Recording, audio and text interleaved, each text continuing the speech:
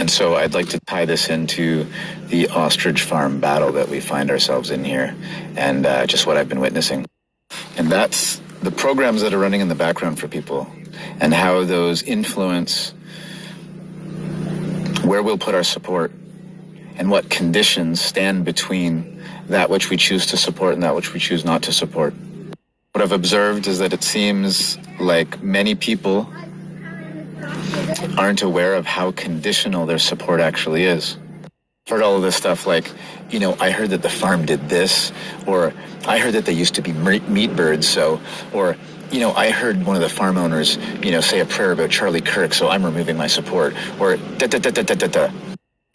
So I'd like to invite you into a little thought and feeling experiment. Walk with me.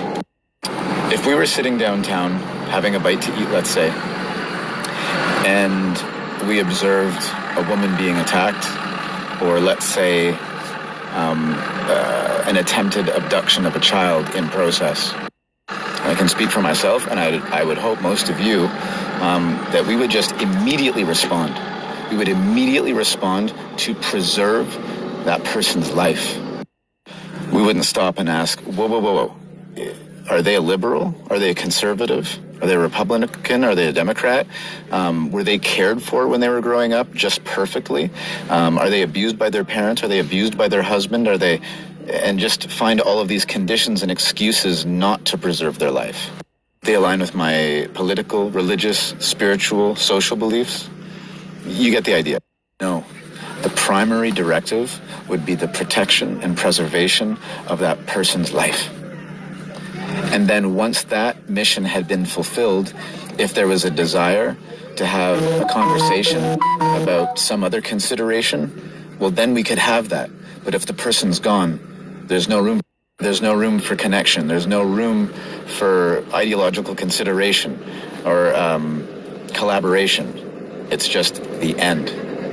So I hope that you see the point that I'm trying to make here, because these big collective events that we all serve as witnesses are at the very least a check yourself moment.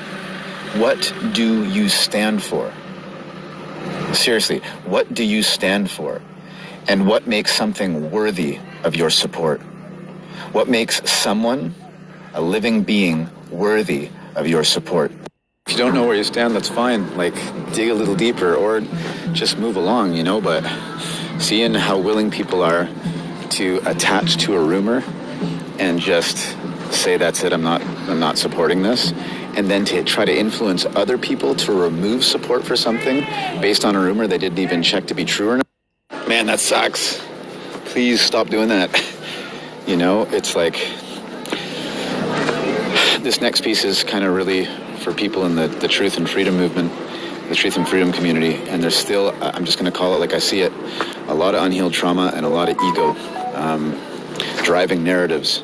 I'm witnessing a lot of people that seem to be more interested in being an edgelord than serving the Lord, whatever that means to you. Remember that in this arena, opinions left to fester and grow can lead to death. Public support, right? Being a sacred witness, enough collective energy can make or break something.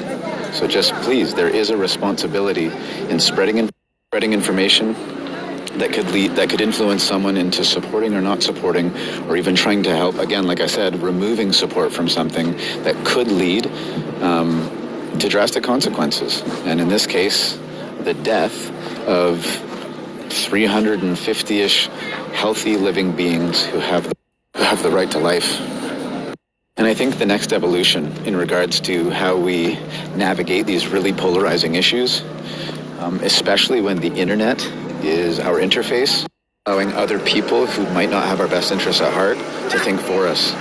Faceless entities that we've never met over the people that we love, the people that are close to us, the people that we share communities with. So many of us get caught up destructively in this left versus right mentality, in this artificial dichotomy. And we allow think tanks, corporations, political bad actors to significantly affect that which we're significantly affect our behavior and our thoughts and the way we perceive the world and perceive these issues. Logic, critical thinking, intuition, and our own value system to classify the experiences we find ourselves in and these really polarizing issues. We allow a group that we identify with to define reality for us. We pledge allegiance. And so we allow our aversion to what we've judged as the other side in combination with the group that we identify with to determine for us what we'll support and what we won't. As long as we do that, we're going to be lost and we'll never be able to unify like that. Keep crashing into each other, acting from this space of interpretational secondary overlays that are focused on the differences between us. We're never going to get there. We'd be so much better off if we started relating to each other and navigating the issues with what we have in common through shared values. The most basic, fundamental things that we all, underneath all of that secondary stuff, really desire for ourselves and the people that we care about. That via values and virtues. Back to the ostrich thing, okay? Yeah, but I mean, that would be kind of hard to climb. None of us want government overreach. We want a healthy relationship between the government and the people, they are supposed to be our elected representatives. So in any relationship, we want transparency, we want integrity. And so if we're seeing a lack of those things, there's a lack of those most basic fundamental values and virtues being displayed by the people involved in the issue that we seek to understand, then let's just collectively notice that at face value. And furthermore, starting to really tap into reading a situation with energy, right? Not just what people are saying, but the frequency they're emitting. If we remove our biases and just observe things as they are, we can see again and again that the CFI is acted completely out of integrity. There's a gold standard when it comes to testing, and that's blood and tissue. And they just refuse to do it. They're spending what's going to be at least a few million dollars by the time this is said and done, and they're not even willing to test the birds that they're claiming are sick. They hadn't even been here for 9 months. They came on site originally, and now. They never came to check things out. They laid out all of these SOPs and biohazard protocols for the farm.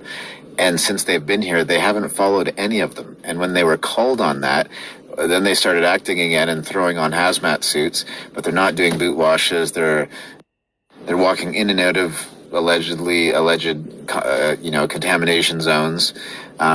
They've destructed private property by cutting all of the farm's cameras. You don't cut cameras unless you have something to hide, right? It's a testing thing. Now think about it.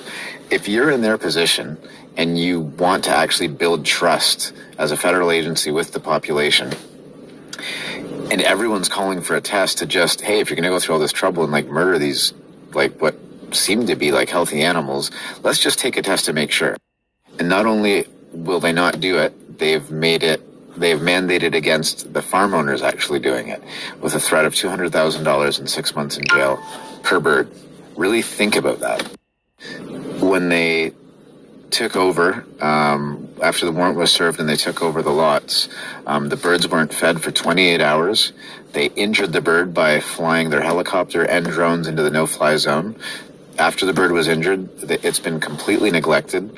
They mixed the compromised, injured birds who were in their own space because they needed to be for their safety and everyone else's, and they just started mixing all of the birds, which is a hazard to those compromised birds big time. The injured bird they weren't caring for. They wouldn't allow the farm owners to go in and treat the bird, even just for a few minutes. That they needed a licensed veterinarian. So they had one here, a retired one, but they said that the license wasn't active, so they wouldn't let her be involved either. And the thing is how many veterinarians, that treat ostriches, that work with ostriches? These people are the foremost ostrich experts in the country. So it just doesn't make any sense. We could just go on and on and on. But the whole premise to this thing, all of the pretext, the whole premise that's driving why they want to kill the birds, you can plainly see by their behavior that they don't believe the story. They don't believe their own story. And that is plainly obvious for anyone who shown no care for these animals' welfare, no care whatsoever. Their behavior has been unethical, illogical, unlawful, and unscientific. Like I said, there's so many more examples I just can't think of off the top of my head right now, but this is what I'm talking about, right? If we could just call it like we see it and say, whoa, these people are really acting out of integrity, and we just notice that, then like let's let that drive how we classify these polarizing issues. Who's acting in integrity and who isn't? Who's exemplifying these most basic universal values and virtues and who's not, right? The farm has been absolutely willing to answer all questions, to be transparent. They're beautiful, salt of the earth people that I've had the pleasure of spending a lot of time with now. And they've been amazing to work with, always showing up in integrity, honesty, transparency. They care about the people, they care about the animals, and they realize that this is so much bigger than them and their flock of birds, that they can use this very challenging situation to affect a much greater change in changing these unethical, illogical, unscientific policies. For those of you who've been standing with us, thank you so much. And for those who are unsure but are interested, maybe start to look at it through this lens. And for those who have been standing against, please reconsider and maybe look at it with new eyes. Yeah, please don't miss this incredible opportunity that we have to affect real change. This isn't just about the ostriches and CFIA policy. It's about the relationship between the people and the government that's supposed to represent us, and starting to really reclaim our power, to reclaim our position, and take responsibility, by participating in the protection of what we hold dear and sacred, and working to create something collectively that actually harmonizes and serves us all.